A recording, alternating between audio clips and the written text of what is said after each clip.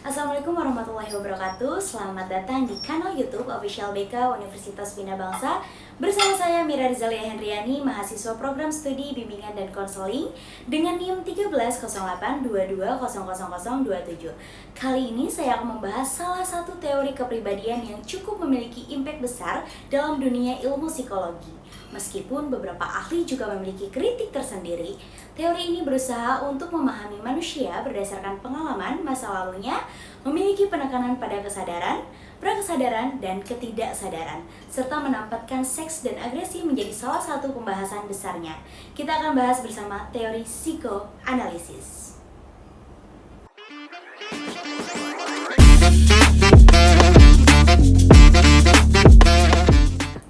Pengembangan psikoanalisis. Teori psikoanalisis dikembangkan oleh Sigmund Freud, seorang ahli syaraf dan penyakit jiwa atau psikiatri. Memperoleh gelar dokter pada usia 26 tahun, kemudian menjadi pengajar pada umur 30 tahun yang dikenal sebagai Bapak Psikoanalisis. Lahir pada tanggal 6 Mei 1856 dan meninggal di London pada 23 September 1939. Mempunyai istri bernama Martha Barnes dan memiliki 3 anak laki-laki dan 5 anak perempuan. Salah satu anaknya menjadi penganut Freudianisme. Freud dibesarkan di Moravia yang merupakan bagian dari Kekaisaran Austro-Hungaria pada saat itu. Awal perjalanannya, Sigmund Freud banyak melakukan eksperimen dengan menggunakan kokain, hingga akhirnya ia menghasilkan artikel yang berkaitan dengan eksperimennya tersebut. Beberapa karya besar lainnya antara lain Studies on Hysteria, Interpretation of Dreams, On Dreams, Psychopathology of Everyday Life, 3 Essays on the Theory of Sexuality, Jokes and the Relation to the Unconscious. Hakikat manusia dalam pendekatan konseling psikoanalisa. Freud memandang sifat manusia secara deterministik. Hal ini berarti bahwa sifat manusia ini sangat ditentukan oleh kekuatan irasional, motivasi tak sadar, dorongan biologis, dorongan naluri, dan peristiwa psikoseksual yang terjadi selama 5 tahun pertama kehidupannya. Dalam teori Freud, sifat manusia diibaratkan seperti gunung es yang mengambang di atas lautan. Hal yang tampak mengambang merupakan kesadaran manusia, sedangkan bagian yang lebih besar yang tenggelam di dalam lautan adalah ketidaksadaran manusia. Perumpamaan tersebut menunjukkan bahwa manusia hanya mengerti sedikit mengenai kesadarannya, sedangkan hal yang tidak disadarinya jauh lebih besar. Konsep dasar kepribadian. Menurut Sigmund Freud, ia membagi kepribadian ke dalam 3 level. Yang pertama adalah kesadaran, yaitu segala sensasi dan persepsi yang kita sadari pada saat ini. Yang kedua adalah bawah sadar, berisi semua dorongan atau insting yang tidak kita sadari, tetapi ternyata berpengaruh terhadap perkataan, perasaan, ataupun perilaku kita. Dan yang ketiga adalah prasadar, yang mana berada di tengah-tengah sadar dan juga bawah sadar. Dalam level ini berisi pikiran yang berada di bawah sadar, tetapi bisa timbul pada kesadaran. Freud juga mengenalkan 3 struktur dasar kepribadian. Ada id, ego, dan superego. Id sepenuhnya berada di alam bawah sadar dan ia berkaitan erat dengan pleasure principle. Sedangkan ego adalah satu-satunya yang berhubungan dengan alam sadar dan ia bertanggung jawab atas realita prinsipal. Dan yang ketiga atau yang terakhir adalah superego yang mewakili moralistic and idealistic principle dalam sebuah kepribadian. Freud mengatakan bahwa pada dasarnya manusia termotivasi untuk mencari kesenangan serta menurunkan ketegangan ataupun kecemasan dan dorongan-dorongan. Dasar dalam teori psikoanalisis sering disebut dengan istilah insting dan dikelompokkan ke dalam 2 kategori.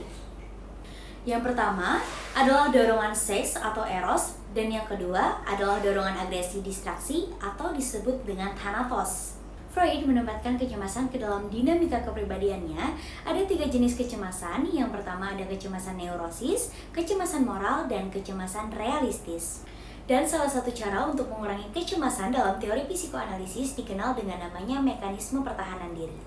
Dan pada dasarnya, mekanisme pertahanan diri ini adalah sesuatu yang normal dan digunakan secara universal oleh setiap orang. Namun, ketika itu dilakukan secara ekstrim dan berlebihan, akan mengarahkan pada perilaku neurotik. Beberapa bentuk dari mekanisme pertahanan diri antara lain represi, pembentukan reaksi, pengalihan fiksasi, regresi, proyeksi, introyeksi, dan sublimasi. Freud percaya bahwa pengalaman masa kanak-kanak akan sangat mempengaruhi dan membentuk kepribadian seseorang ketika dewasa nantinya, terutama pada 5 tahun pertama kehidupannya. Freud juga memiliki teori fase perkembangannya yang sering disebut dengan psikoseksual, di mana pada setiap tahapannya sangat dipengaruhi oleh zona erogen tubuhnya, dan pada setiap tahapannya akan ada konflik yang harus ia selesaikan sebelum masuk ke tahap berikutnya. Yang pertama adalah fase oral, bermula dari awal lahir hingga tahun kedua kehidupan. Fokus kepuasannya berada di mulut seperti menggigit, menghisap, atau menelan. Yang kedua adalah fase anal, yaitu pada usia 18 bulan ketika balita mulai diberikan toilet training, di mana menurut Freud, BAB merupakan hal yang memuaskan secara erotis. Sehingga dengan adanya toilet training, mereka tidak bisa BAB sembarangan karena waktu dan tempat diatur oleh orang tua mereka. Yang ketiga adalah fase falik, yang merupakan fase terakhir dari pregenital dan memiliki konflik terumit bermula pada usia 4-5 tahun, di mana konflik berpindah dari anus ke genital. Pada fase ini terjadi oidus kompleks pada anak laki-laki dan electra kompleks pada anak perempuan. Dan pada tahap ini anak laki-laki dapat merasakan yang namanya catechtion safety, sedangkan pada anak perempuan dapat merasakan penis envy. Keempat, yaitu adalah fase laten, di mana anak mulai mengalami masa diam pada perkembangan psikoseksualnya. Kenapa? Karena cenderung ia akan disibukkan oleh kegiatan sekolah ataupun aktivitas dengan teman-temannya. Dan pada usia ini, 3 struktur kepribadian yang tadi sudah saya sebutkan, yaitu ada id, ego, dan superego, telah dibentuk dan ketiga hubungan tersebut telah terkristal. Yang terakhir yaitu adalah fase kelima, yaitu ada fase genital yang dimulai ketika pubertas, di mana pada tahap ini hanya memiliki sedikit konflik dan tidak seintens fase sebelumnya. Freud tidak berfokus pada perkembangan setelah pubertas. Kenapa? Karena menurut Freud, perilaku ketika dewasa ini lebih ditentukan oleh masa kanak-kanaknya. Asumsi pribadi sehat dan bermasalah. Yang pertama ada perilaku sehat. Terdapat beberapa perilaku sehat, diantaranya individu dengan kepribadian yang sehat. Kedua, mereka mampu mengimbangi perasaan rendah diri mereka. Dan yang ketiga, individu akan mendapatkan hasil yang positif dalam setiap tahap interaksinya. Adapun asumsi yang bermasalah. Yang pertama, ada ketidakmampuan mengendalikan id, ego, dan superego. Yang kedua, kegagalan dalam tahap perkembangan awal. Ketiga, perilaku bermasalah mengacu pada kebiasaan negatif. Yang keempat, perilaku bermasalah dipengaruhi oleh pembelajaran yang salah. Yang kelima, individu dengan masalah perilaku cenderung merespon lingkungan secara negatif. Dan yang keenam, semua perilaku manusia dipelajari dan dapat diubah. Konseling dalam teori psikoanalisis. Dalam pendekatan psikoanalisis untuk konseling, tujuan utamanya yaitu mengubah kepribadian seseorang dengan membawa masalah yang tidak disadari ke permukaan. Proses konseling melibatkan upaya konselor untuk membantu klien memahami dan menginternalisasi pengalaman masa kecil mereka. Pengalaman-pengalaman ini kemudian diatur, dibicarakan, dianalisis, dan diinterpretasikan untuk membangun kembali harga diri klien. Peran dan fungsi konselor. Dalam praktik psikoanalisis, seorang konselor tidak dikenal berusaha untuk tetap anonim dan menghindari menampilkan emosi dan pengalaman mereka sendiri untuk mendorong klien mengekspresikan perasaan mereka secara bebas terhadap konselor. Aspek terpenting dalam konseling adalah memberikan perhatian kepada klien, yaitu konselor menjaga anonimitas yang berarti mereka berusaha untuk tetap tidak dikenal oleh klien. Yang kedua, konselor hanya berbicara sedikit tentang diri mereka sendiri dan jarang menunjukkan reaksi-reaksi pribadi. Yang ketiga, konselor membangun hubungan kerja dengan klien. Yang keempat, mereka mendengarkan klien dan kemudian memberikan interpretasi terhadap pernyataan-pernyataan mereka. Yang kelima, konselor memperhatikan resistensi klien, yaitu keadaan di mana klien melindungi emosi, trauma, dan kegagalan tertentu terhadap konselor. Yang keenam, konselor mempercepat proses memunculkan elemen tersembunyi di alam bawah sadar klien yang dilindungi melalui pemindahan. Tahap-tahap konseling psikoanalisis menurut Jacob Erlo 1986. Seorang pendukung psikoanalisis mengungkapkan bahwa konseling dapat dibagi menjadi 4 tahap. Tahap pembukaan, tahap perkembangan pemindahan, tahap penyelesaian pemindahan, dan tahap resolusi pemindahan. Yang pertama, tahap pembukaan. Tahap pembukaan terjadi pada awal wawancara sampai masalah klien teridentifikasi. Yang kedua, tahap perkembangan transferensi. Perkembangan dan analisis transferensi merupakan inti dari psikoanalisis. Pada tahap ini, emosi klien diarahkan kepada konselor yang dipandang sebagai sosok penting dari masa lalu mereka.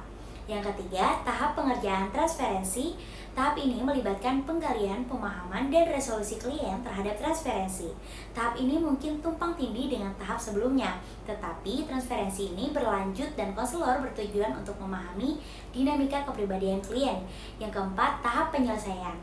Tujuan dari tahap ini adalah untuk menyelesaikan perilaku neurotik yang diarahkan oleh klien kepada konselor selama hubungan konseling berlangsung.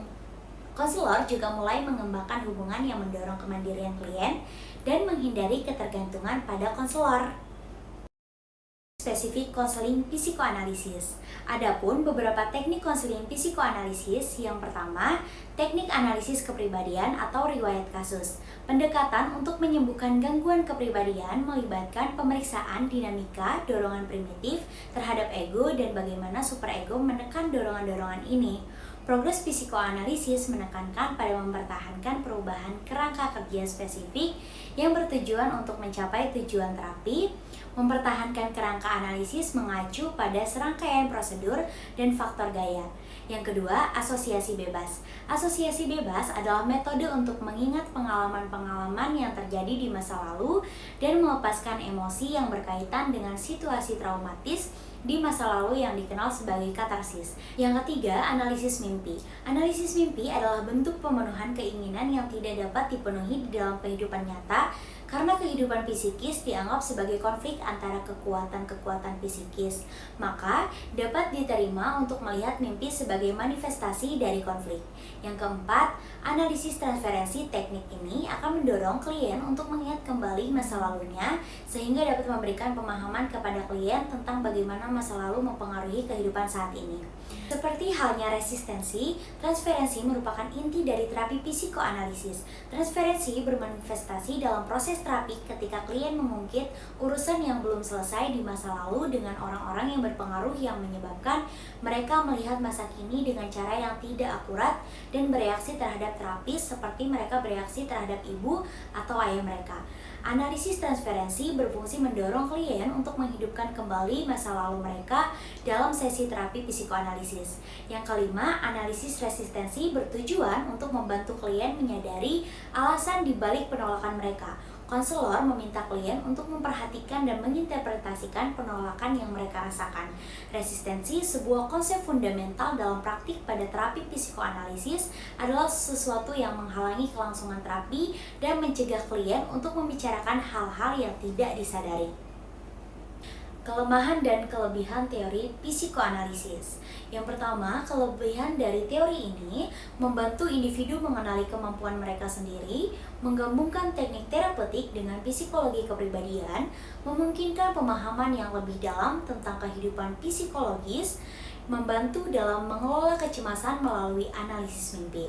Dan kelemahan pada teori ini, yang pertama, martabat manusia meskipun tidak selalu diakui. Kedua, menempatkan penekanan yang berlebihan pada masa lalu.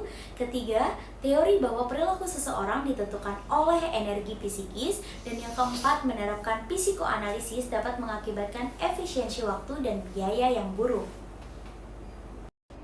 Dari banyak teori, teori psikoanalisis memiliki posisi tersendiri dalam teori-teori kepribadian di psikologi. Melalui paradigma psikoanalisisnya, teori ini berusaha untuk memahami manusia dari permukaan terluarnya hingga bagian terdalamnya, yaitu ketidaksadaran. Sebagaimana gunung es, apa yang tampak di permukaan bisa jadi hanya sebagian kecil dari keseluruhan gunung es seutuhnya. Salah satu kutipan dari Sigmund Freud, "Turn your eyes inward, look into your own depths, learn to first know yourself." Tonton pembelajaran lainnya hanya di channel BK Universitas Bina Bangsa. Saya Mira Rizalia Hendriani, sampai bertemu di video selanjutnya.